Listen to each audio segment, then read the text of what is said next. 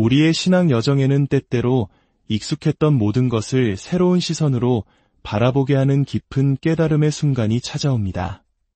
오늘 우리는 기독교 신앙의 가장 근본적이면서도 어쩌면 가장 깊이 이해되지 못했을지 모르는 한 가지 진리에 대해 이야기 나누고자 합니다. 바로 아버지 되시는 하나님에 대한 계시입니다.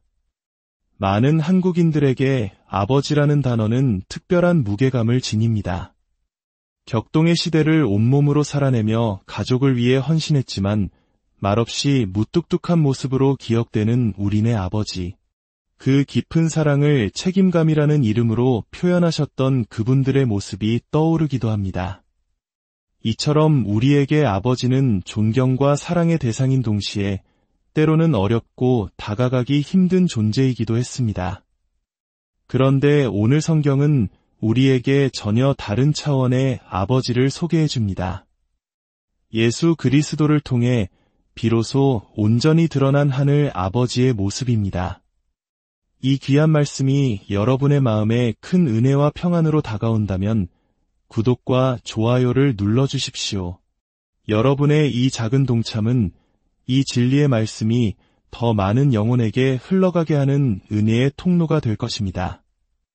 여러분의 삶의 하늘 아버지의 놀라운 축복이 함께하기를 기도합니다. 예수 그리스도께서 이 땅에 오신 목적은 크게 두 가지로 요약할 수 있습니다. 첫째는 아버지를 우리에게 드러내시는 것이고, 둘째는 그 계시를 받아들이는 우리를 아버지께로 인도하시는 것입니다. 다시 한번 말씀드리겠습니다. 예수님은 아버지를 보여주시기 위해 오셨고, 우리를 그 아버지의 품으로 이끌기 위해 오셨습니다.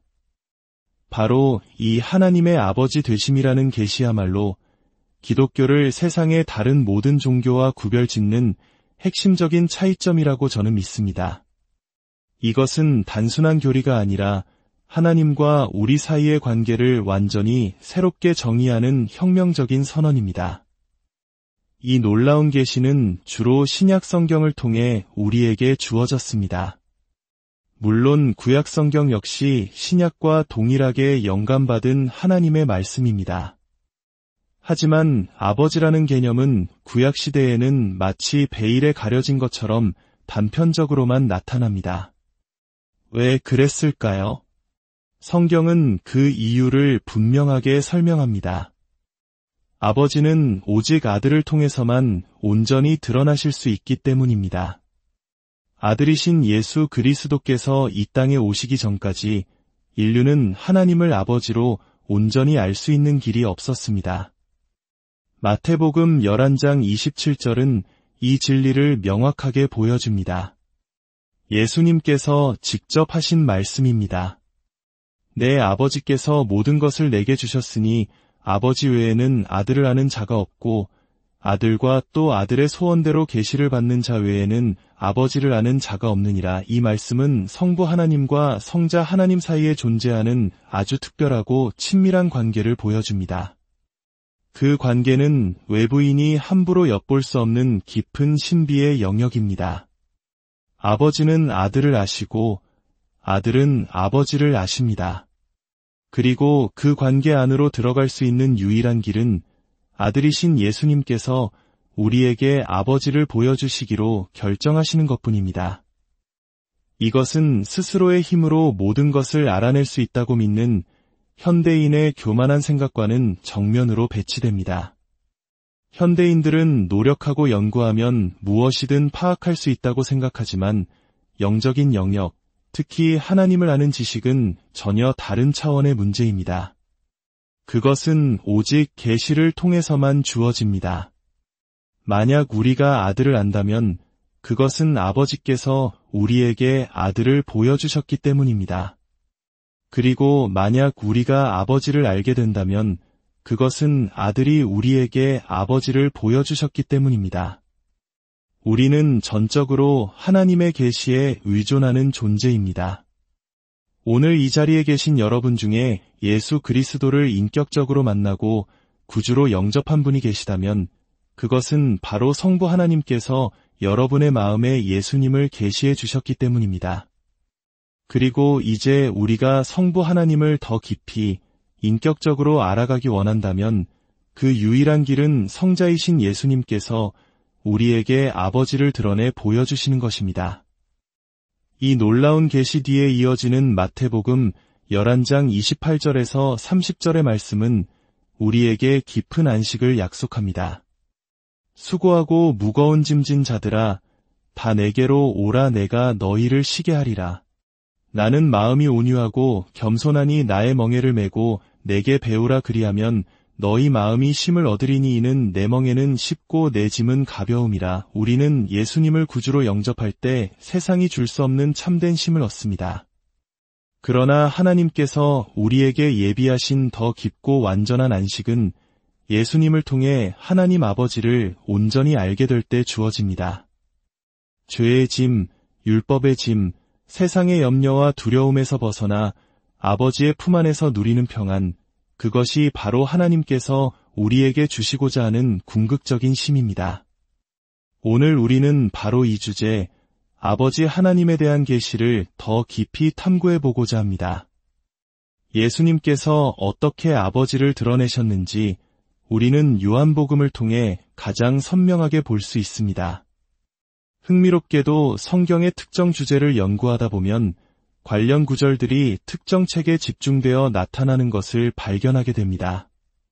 하나님의 아버지 되심에 대한 진리는 사도 요한의 기록들, 즉 요한복음과 요한서신, 그리고 요한계시록에 가장 풍성하게 담겨 있습니다.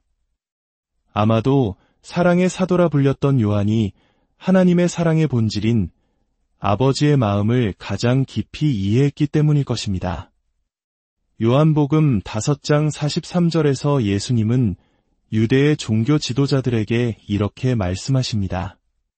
나는 내 아버지의 이름으로 왔음에 너희가 영접하지 아니하나 만일 다른 사람이 자기 이름으로 오면 영접하리라. 예수님은 하나님 아버지를 대표하여 아버지의 이름으로 오셨습니다.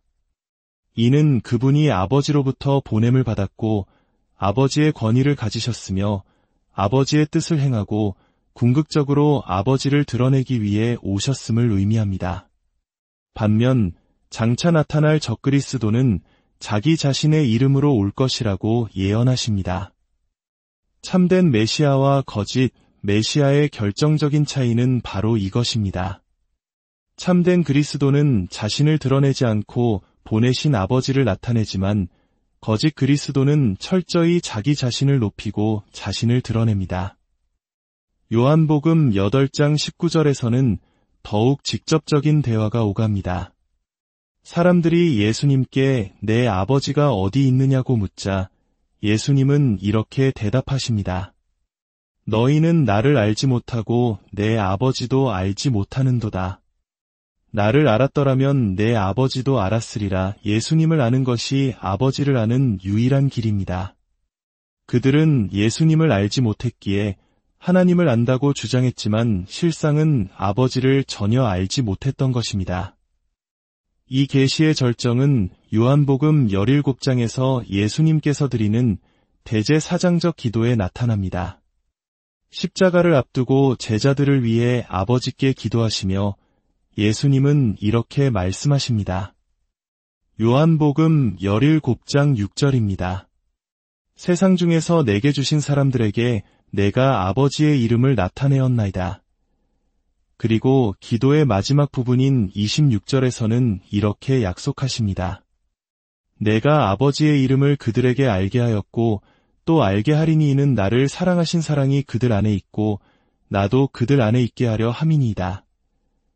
예수님은 제자들에게 아버지의 이름을 나타내셨고 앞으로도 계속해서 나타내실 것이라고 말씀하십니다. 그 목적은 아버지께서 아들을 사랑하신 그 엄청난 사랑이 제자들인 우리 안에도 거하게 하기 위함입니다. 성부께서 성자를 사랑하신 그 사랑의 깊이와 넓이는 인간의 상상으로는 감히 측량할 수 없습니다. 그런데 예수님은 우리가 아버지의 이름을 알게 될 때 바로 그 사랑이 우리 안에 거하게 될 것이라고 약속하십니다. 그렇다면 여기서 아주 중요한 질문이 생깁니다. 예수님께서 제자들에게 나타내신 그리고 앞으로도 계속해서 나타내실 아버지의 이름은 과연 무엇일까요?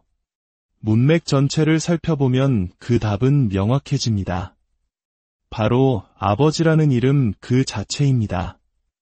예수님은 하나님을 전능자, 창조주, 심판주로 부르기보다 지극히 친밀하고 개인적인 호칭인 아버지로 부르셨고 제자들에게도 그렇게 부르도록 가르치셨습니다. 이것이 바로 예수님께서 가져오신 새로운 계시의 핵심입니다. 히브리서 기자는 이 진리를 더욱 발전시킵니다. 히브리서 한 장은 구약시대의 여러 선지자들을 통해 부분적으로 말씀하시던 하나님께서 마지막 날에는 아들을 통해 우리에게 말씀하셨다고 선언합니다. 아들을 통해 말씀하신 것이 하나님의 최종적인 계시이며 그 이후에는 더 이상의 계시가 없습니다. 아들의 음성을 듣지 않는 자는 하나님의 음성을 더는 들을 수 없습니다. 그리고 히브리서 2장 11절과 12절은 놀라운 사실을 증언합니다. 거룩하게 하시는 이와 거룩하게 함을 입은 자들이 다 한 근원에서 난지라 그러므로 형제라 부르시기를 부끄러워하지 아니하시고 이르시되 내가 주의 이름을 내 형제들에게 선포하고 내가 주를 교회 중에서 찬송하리라 하셨으니 여기서 거룩하게 하시는 이는 예수님을 거룩하게 함을 입은 자들은 우리 믿는 자들을 가리킵니다. 그리고 우리는 모두 한 근원, 즉 하나님 아버지에게서 났습니다. 그렇기 때문에 예수님께서는 우리를 형제라 부르기를 부끄러워하지 않으신다는 것입니다. 그리고 부활하신 예수님께서 당신의 형제들인 우리에게 그리고 교회 가운데서 아버지의 이름을 선포하고 찬송하시겠다고 약속하십니다. 이 약속은 예수님의 지상 사역으로 끝난 것이 아니라 지금 이 순간에도 성령님을 통해 교회 안에서 계속되고 있습니다. 어떤 사람들은 아버지는 이름이 아니라 직함일 뿐이라고 생각할지도 모릅니다. 하지만 성경적인 관점에서 특히 히브리어 문화권에서는 이름과 직함 사이에 우리가 생각하는 것과 같은 뚜렷한 구분이 없습니다. 성경에서 이름은 단순히 누군가를 부르는 호칭을 넘어 그 존재의 본질과 성품, 정체성 그 자체를 드러냅니다. 이사야서에서 메시아의 이름은 임마누엘, 기묘자, 모사, 전능하신 하나님, 영존하시는 아버지, 평강의 왕이라고 불립니다. 예레미야서는 그의 이름이 여호와 우리의 공이라고 말합니다. 요한계시록에서는 충신과 진실, 하나님의 말씀, 만왕의 왕, 만주의 주가 그의 이름이라고 기록합니다. 이 모든 것이 우리가 보기에는 직함처럼 보이지만 성경은 분명히 이름이라고 말합니다. 구약에서 하나님께서 모세에게 자신의 이름을 나는 스스로 있는 자라고 계시하신 장면을 기억하실 것입니다. 우리가 여호와 혹은 야훼라고 부르는 이름은 바로 그는 계시다라는 의미를 담고 있습니다.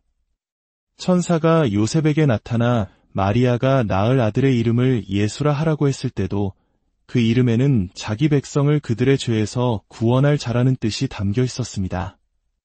이처럼 성경에서 이름은 곧 계시입니다. 따라서 예수님께서 내가 아버지의 이름을 나타내었다라고 말씀하셨을 때 그것은 내가 하나님이 너희의 아버지 되심을 그분의 본질과 성품을 너희에게 드러냈다는 의미입니다. 그리고 앞으로도 알게 하겠다는 약속은 성령님을 통해 교회 안에서 그리고 우리 각자의 삶 속에서 그 아버지 되심을 더욱 깊이 체험하게 하시겠다는 약속입니다. 사랑하는 성도 여러분, 이것이 바로 기독교 신앙의 정점입니다. 우리가 두려움의 대상이나 멀리 계신 심판주가 아닌 우리를 사랑하시고 돌보시며 모든 것을 내어주시는 아버지를 모시고 있다는 사실을 아는 것, 그리고 그 아버지의 품 안에서 참된 안식과 평안을 누리는 것, 이것이 예수 그리스도께서 우리에게 주시기 원했던 가장 큰 선물입니다. 이제 우리는 더 이상 고아가 아닙니다. 우리는 하늘 아버지의 사랑받는 자녀이며 예수 그리스도의 형제자매입니다. 이 놀라운 진리가 오늘 여러분 각자의 마음에 깊이 새겨지기를 바랍니다. 우리의 삶을 짓누르던 모든 무거운 짐을 내려놓고 아버지의 사랑 안에서 참된 쉼과 자유를 누리십시오. 예수 그리스도께서 친히 성령으로 우리와 함께 하시며 아버지의 이름을, 그 깊고 놀라운 사랑을 우리에게 계속해서 가르쳐 주실 것입니다. 하나님 아버지, 오늘 우리에게 당신의 이름, 아버지라는 그 이름에 담긴 깊은 사랑과 은혜를 깨닫게 해주시니 감사합니다. 예수 그리스도를 통해 우리를 자녀 삼아주시고 아버지의 품 안에서 참된 안식을 누리게 하시니 감사합니다. 세상의 어떤 고난과 역경 속에서도 우리가 하늘 아버지의 사랑받는 자녀임을 잊지 않게 하시고 그 사랑에 의지하여 담대히 살아가게 하옵소서. 우리 주 예수 그리스도의 이름으로 기도합니다.